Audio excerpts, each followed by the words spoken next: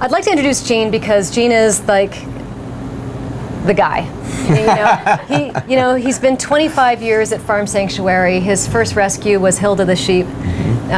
Put her in the back of his Volkswagen van and found her in a slaughterhouse in a dead pile, and she was being left for dead. And but we'd love to hear your story, and I'd love for you to share it with everybody here. And so, welcome. Oh, thank you. It's so great to be here. And it's kind food. It's about kindness, right? Kindness to other animals, kindness to our bodies, kindness to the planet. Living in a way that's sustainable is not wasteful. And I grew up in Hollywood, California, and I grew up like most people around me, eating meat. My parents ate meat. I ate meat. I didn't really think about it. And as a kid, I actually even did commercials for McDonald's. I was an extra, so I was in the background, but I clearly didn't really think much about what I was doing. And then as I did start thinking about my food choices and thinking about the consequences of them, I recognized that they were quite profound. The way I was eating was impacting the lives of other animals. And as a kid, and I think most children grow up caring about animals and loving animals, living with cats and dogs, or being in awe of wild animals, being in awe of, in the Hollywood Hills where I grew up, there were coyotes and deer and skunks and raccoons and animals in the hills, and I was really interested in them.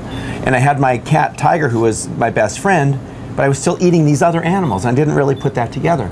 When I started putting that together, and when I recognized I didn't have to eat other animals, I became a vegan, and I have been since 1985. And it's a conscious choice, as opposed to my previous food choices, which were sort of unconscious, and they were habits, and they were customs that I grew up with.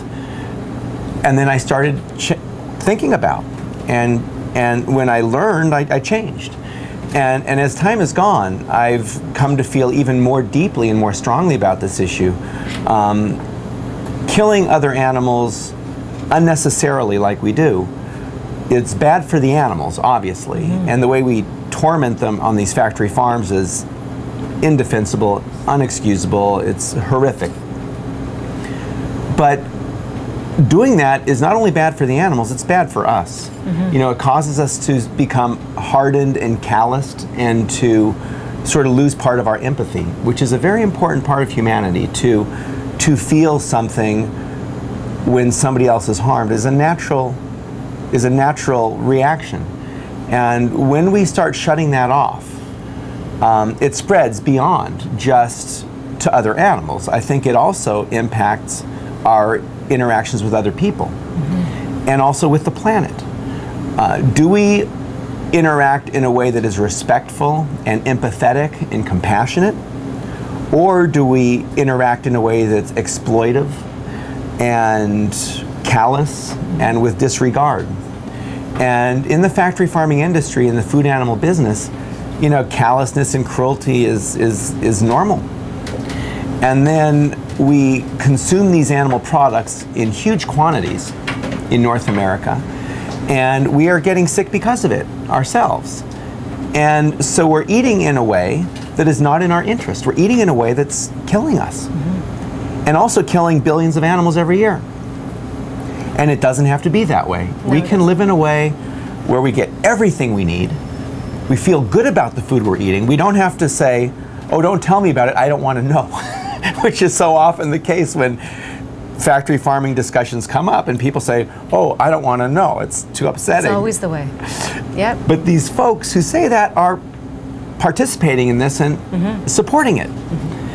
And the fact that they don't want to know, I think, is an indication that there's compassion there, there's empathy there, and there's this discomfort there with this suffering that's occurring.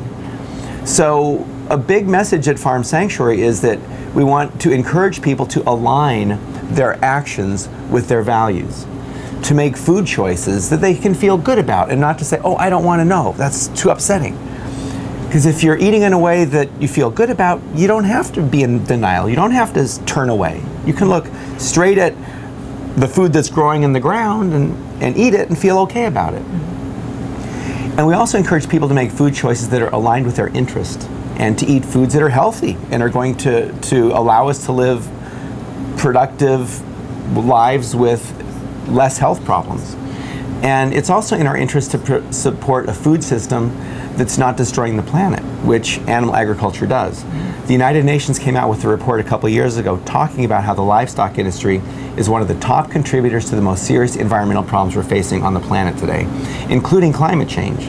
The livestock industry contributes more to climate change than the entire transportation industry, according to the United Nations.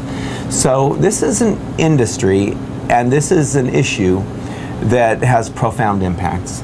And it's one that each of us has a lot of control over. There's lots of things in this world that seem out of reach, that we can't do anything about. But when it comes to how we eat and what we put in our mouth, every day each of us makes choices, and we can have control over that, and we can feel empowered when those choices make us feel good, make us feel healthy, and when they're aligned with our values and our better natures, our better humanity. So I can't say enough good about the vegan lifestyle and about the energy that is around it, and about the community that builds around these issues. And what you're doing here at Kindfood is an example of that. You know, people are coming in, you're selling at your cooking classes. People want to know how to cook and prepare healthy food. Absolutely. You know, so we're in the midst of a burgeoning food movement right now, and I'm very optimistic about the direction things are going. That said, vegans are still a very small percentage of the population, maybe 1% or so. Right. So we're still technically in the margin of error. So theoretically, we might not even exist. But it's hard to believe. But it's picking up. It is. And there's a lot of people that are reducing their consumption of animal foods, and there's some very high-profile people who have adopted a plant-based diet. People like Bill Clinton, for example, the former US president. Mike Tyson, the heavyweight boxing champion, recently adopted a vegan diet. And I think that for Mike Tyson, it's physical, but it's also spiritual. And I think for a lot of people, it's spiritual. And you know, Mike Tyson, when he was younger, he had pigeons and raised pigeons and was really connected with pigeons, so he's an animal guy. And the first time he actually fought was when somebody hurt one of his pigeons. And he went off on the guy, and he ultimately became a boxer. And then he got into the whole boxing thing, became very well known, a lot of money and all that kind of stuff, and that he lost himself for a while, probably. I think that's exactly right, you know, and that happens. Ironically, somebody with all this money loses themselves. Right. And I think he's now getting back to himself. Interesting. Is what I don't know him or anything, but I'm just speculating, but it seems that that would be the case. What do you think is the #1 reason why people go vegan? Like, and you're saying, you know, for him it was a spiritual thing, right? Yeah. But I'm sort of thinking out loud, like, you know, is it ethical, or is it health? Like Bill Clinton might be health oriented. I think Bill Clinton is health, yes. I think different people do it for different reasons, and I think that there's the ethical. I think some people are concerned about animals. I think there's the justice and the injustice and the inefficiency of animal farming, and so you have all these resources going to feed a few people, whereas while many other people are starving, so that's a justice issue. And then there's health, and I think probably health is the top reason at this point. It's most obvious if somebody's not feeling good, or if they're going to possibly die of a heart attack. I mean, Bill Clinton was having serious heart issues, and that's why he shifted to a plant-based diet. So I think health is probably the #1. So when people actually then say maybe start eating a vegan diet for health reasons, what I found happened to myself was I think I became more spiritual, because it just happened. I started eating less of the emotional traumas that the animals go through. I'm not ingesting their emotions, and it just happened. Yeah, I think that's that's right. You know, what we eat, it gets emotional for us, doesn't it? Right? It is. I mean, we are what we eat. Yeah. And if we eat pain and death, you know, that becomes us. You know, it is incorporated into our bodies. Yeah. But if you eat healthy foods and live foods, then that is incorporated into your body, and our brain is part of our body, and the way we think sometimes manifests in reality. So I think the way we eat has profound impacts on ourselves, and then affects how we interact with the rest of the world. So being kind to animals, eating well is good for animals, it's good for us, good for the planet, makes all the sense in the world. Someone like T. Colin Campbell. Oh, yeah. Great guys, eh? Dr. yeah. Caldwell Esselstyn. And T. Colin Campbell was at the Hoedown last year, Farm Sanctuary.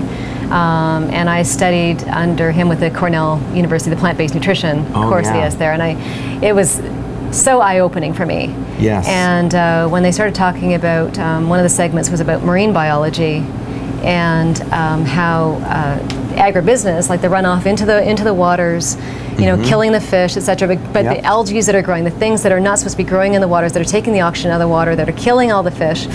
What is the percentage of the, I don't know if you know this number off the top of your head, but the fish life on this planet, because we don't see them because they're actually in the water, we don't see it.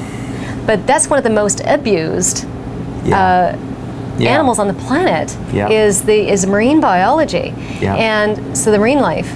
So the numbers are huge that they're down by. Oh yeah, 70–80%. Like, it's just ridiculous. And then what is left in the water too? They're so contaminated. It's not even safe to even really eat the fish that are sitting there, anyways. Right? They're full of mercuries and. We have these huge factory trawlers that go out and dredge the ocean floor to catch fish, but they're also destroying ecosystems and catching lots of other sea animals that you know that they aren't intending to catch, but they do catch. Right. So. Okay. Sorry. No, sorry. Wait for that to come. So, I remember reading something in Feedstuffs, which is like the Wall Street Journal of Agribusiness, a few years ago, and it was talking about fish farming and the fish industry. And they talked about how with each new fad of a certain type of fish, a wild-caught fish, that population was decimated, because they would go out and they'd catch them and they'd decimate the population. Say like sea bass or something like that, right? Yeah. Exactly. And then their response to that was, well, this creates an opportunity for aquaculture, because there's now no wild fish that's going to interfere with the supply. They can now completely control the supply in aquaculture. And so making the individual fish farms, like the factory farms, exactly. These are like farm-raised fish, basically. But they're also probably genetically modified, too. In some cases, they're genetically modified, and they're also factory farmed. Right. They depend heavily on antibiotics and chemicals to keep them alive in this filthy, crowded cesspool, basically. And they're eating food they're not supposed to be. They're eating food they're not supposed to be. In some cases, they're actually eating some of the wild-caught bycatch. So the argument that the fish people use that this is more sustainable is actually not the case, because they're still causing wild fish populations to be decimated, and some of the sea animals they cannot sell are then fed to these fish raised in aquaculture. So it's a system that is very exploitive. It's one that is disrespectful of nature, disrespectful of the individual animals. And I think when it comes to animals, we're mammals, us human beings, so it tends to be easier for us to understand other mammals. You know, dogs and cats are in our houses in many cases. It's easier to look into the eyes of a cow or a pig, or they look more like us than, say, birds. So sometimes chickens and turkeys are a little harder for people to relate to, but that doesn't mean that they don't have the same kinds of feelings, or maybe even some more intense feelings in some ways. And the same could be said of fish. They're that much more different than us, but they have emotional lives. They develop relationships with each other, and even with people. A friend of mine is a psychologist in New York City, and she has some fish, and she goes over to their tank, and they come up to the top to be petted.